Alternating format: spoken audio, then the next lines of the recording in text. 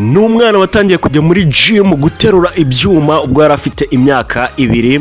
ni umwana wakuze adatereta kuri ubu ngo afite imyaka 18. ni umwana wavukiye mu Butaliyani. ni umwana wakoraga pompage akaziterera ku macupa. Gentlemen, ni umwana rero wagiye atwara ibihembo bigiye bitandukanye. ni umwana waciye uduhigo tugiye dutandukanye, barangije bamushyira mu gitabo cyitwa The Guinness The Book of World Record. Hozaho updates.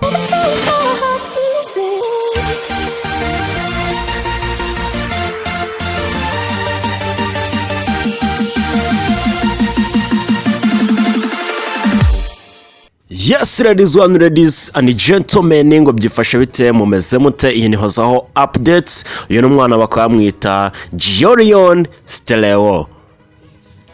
Yes right, twese cyane rero ni umwana wavutse ku itariki 18 ubwo hari mu kwezi kwa gatandatu mu 2004 kugeza kuri ubu ngubu akaba amaze kuzuza imyaka 18. gusa ni umwana watangaje benshi. ni umwana wagiye akora ibintu bigiye bitandukanye kuko yabaye icyamamare, yabaye umunyatalenti ukomeye cyane muri iyi si.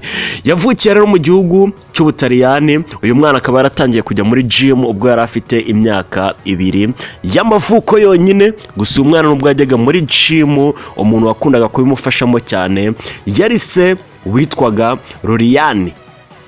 ise rero ku buryo bukomeye cyane niwe watangiye kujyana uyu mwana muri gym ubwo yari afite imyaka 2. ubundi uyu mwana atangira guterura ibyuma, atangira kugenda yitoza guterura ibyuma, kurya fit, gukora icyo bita the body building.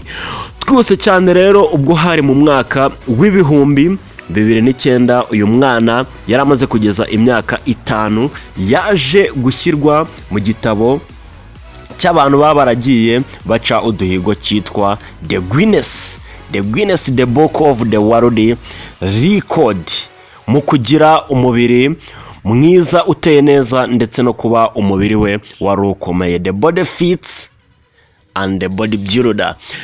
uyu mwana rero nyuma yuko atwaye cyangwa se bamushyize muri icyo gitabo, anakoze agahigo nyine, agaca ako gahigo ko kugira imyaka 5 akomeye kandi afite n'umubiri mwiza.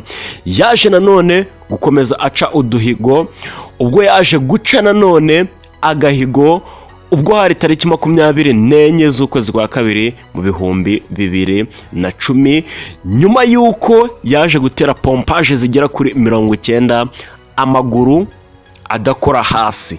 ni ukuvuga ngo yashyiraga amaboko hasi ubundi amaguru akayashyira mu kirere, yarangiza agatera pompage. uzabigerageze uzambwira. yarangiza agatera pompage. rero uyu mwana yaje guca ako gahigo rero kuko bikora vuba vuba agatera izo pompage 90. akandi gahigo nanone yaje gushyiraho nuko uyu mwana nanone yaje gutera pompage zigera kuri 33 mu gihe cyihuse. ariko ibi bintu ntago ari uvuga kuzitera nk'izi zisanzwe, ahubwo nuko yafataga pompage izi zisanzwe barangiza bakafata umupira uremereye cyane bakawushyira mu maguru yiwe, yarangiza agatera pompage. yaje gutera rero pompage 33 aba ari we mwana mutoya ubikoze byihuse cyane kurenza abandi bana. ikindi nuko uyu mwana ibi byose yabikoraga live kuri televiziyo hariya mu Butaliyani, ari nabyo byaje gutuma rero agenda amenyekana vuba na bwangu. ikindi ushobora kuba wamenya kuri uyu mwana mutoya witwa Stereo nuko ubwo yateraga pompage yaje gushyiraho akandi gahigo, ngira ngo nta n'umuntu n'umwe warongera kubikora, aho yateye pompage amaguru ari mu kirere ariko noneho aza kuziterera ku macupa.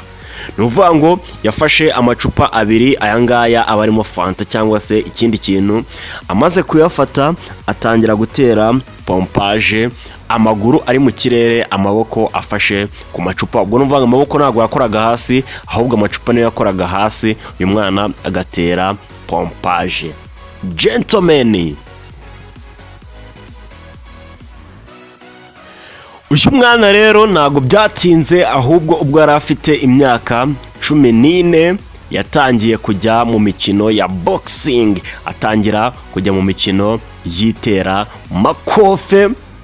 Gusa nubwo yaje kujya muri iyi mikino yitera makofe, yari afite nanone undi muvandimwe nanone nawe wakundaga kwitoza ibi bintu, akamufasha nanone umuvandimwe witwaga Claudio. Niwe wazaga rero kuba yamufasha. Uyu mwana atangira kujya mu marushanwa ya boxing, atangira kugenda aba icyamamare mu itera makofe.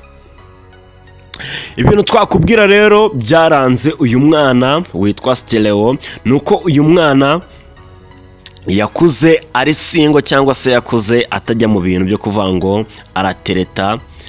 Ikindi kintu uyu mwana cyamuranze nanone nuko yakuze ahisha ubuzima bwiwe, atashakaga yuko ibimuranga bijya hanze, aho rero yumvaga amabanga yiwe ndetse n'ubuzima bwe ku bijyanye n'ibyo akunda yakundaga kuba yabihisha, ntabwo yakundaga kuba yabishyira hanze. Ikindi kintu rero cyaranze uyu mwana waciye uduhigo twinshi tugiye dutandukanye nuko uyu mwana yavukiye mu muryango w'aba-Chinese Zodiac.